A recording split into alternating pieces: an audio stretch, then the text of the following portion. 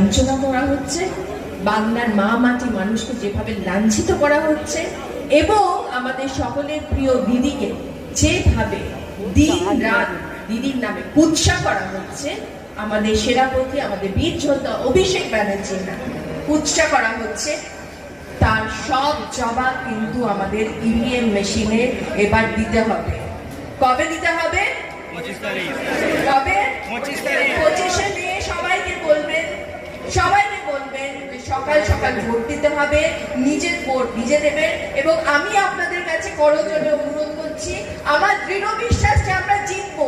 সুতরাং fair and free vote যেন আমাদের মেদিনীপুরের মানুষেরা দিতে পারে, সেই ব্যবস্থাও কিন্তু আপনাদেরকেই করে দিতে হবে।